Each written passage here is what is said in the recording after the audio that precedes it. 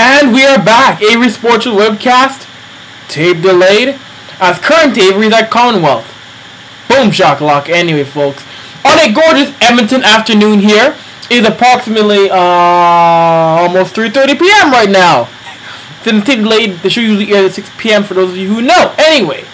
Edmonton Oilers in action tomorrow night against the Dallas Stars. And a banged up Edmonton Oilers squad. No Sean Horkoff. Eric Belanger injured. Mark Fistrick hurt his back in the game against the Vancouver Canucks. Captain Sean Horkoff, a broken knuckle. Ow! The knuckle in his hand was pushed in. Ugh. That's going to take surgery, and that's going to take pins to repair his hand. So Sean Horkoff is out indefinitely. Who knows how long that could be? That could be a few weeks. That could be the full rest of the season, which would be very shameful, which would be a great loss for the Edmonton Oilers. So, Mark Arcobello was called up from Oklahoma City to fill that void. Good, you know what though, he's a small guy, 5'8", 165 pounds. He's tiny, and on a team that already has a lot of small guys, it's going to be interesting to see what happens. I give credit to Arcobello. He's only 24 years old, having a great year in OKC right now with 14 goals and 25 assists. You know, he's producing. And he played in the AHL All-Star game.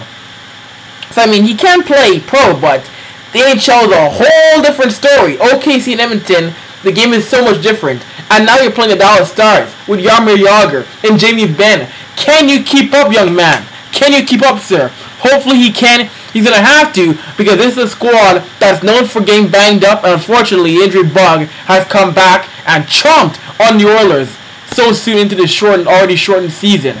So hopefully they can rebound with a win against the Dallas Stars. Of course, last night they played the Vancouver Canucks in a hard-fought, in a game that was a 3-2 loss. And again, Vancouver, let's be honest, they dominated most of that game, and Edmonton was still able to end up 2-0 going into the third period.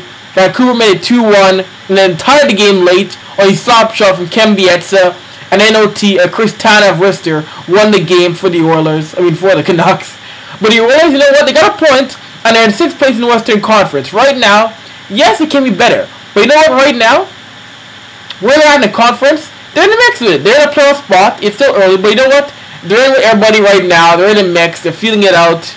And it's still early, even for a shortened game season. Injuries, do they suck? Absolutely. But you know what? Right now, they're in an okay position. No panicking time at all. They're in a good spot right now. Just got to fix some things, fill some holes, and tune up what needs to be shaped up. As we saw, Ryan Whitney got scratched last night.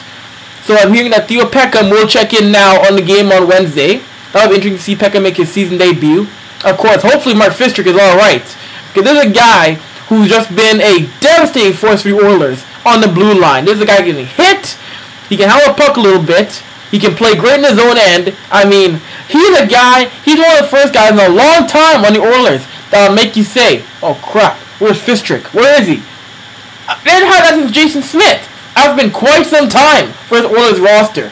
So great to see that, and great to see that happening right now with Fistrick. Hopefully he's back in the lineup very soon. And of course, everybody rags on Eric Belanger, but you know what?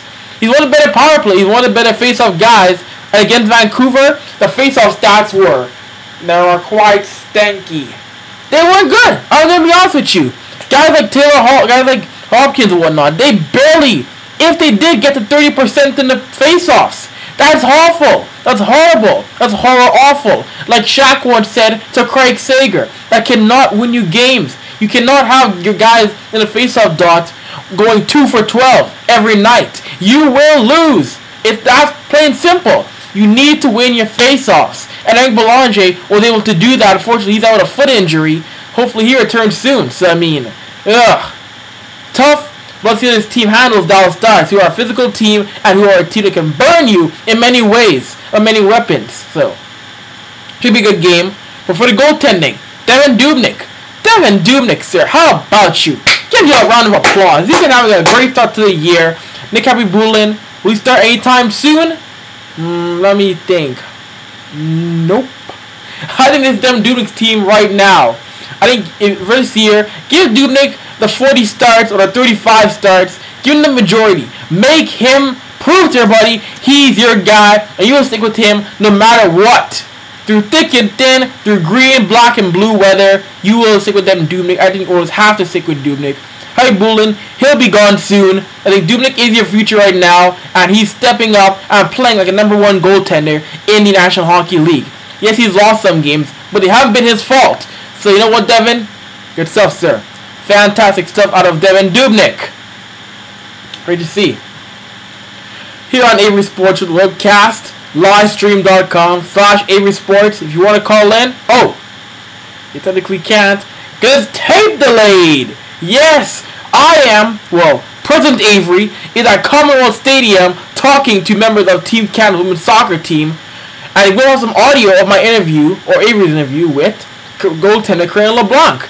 I went down to, can I say Avry, or can I say Avry went down?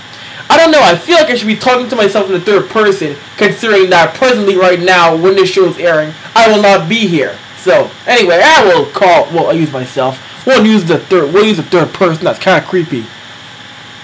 Anyway, I was at the Hotel Westin yesterday at a gala for Team Canada's Women's Soccer Team, a nice event where Diana Matheson, Ryan Wilkinson, Christine Sinclair, and Corinne LeBlanc, they're in town to train with the female soccer players at Commonwealth Stadium, which is a great experience for them. They go across Canada. It's a great experience. And the girls were brought in by a great friend of the program, Sonny Patek. He's brought the girls in to come and train with these kids here in Edmonton. Fantastic stuff. They were in Calgary a few days ago. They've been all across Canada. It's great stuff.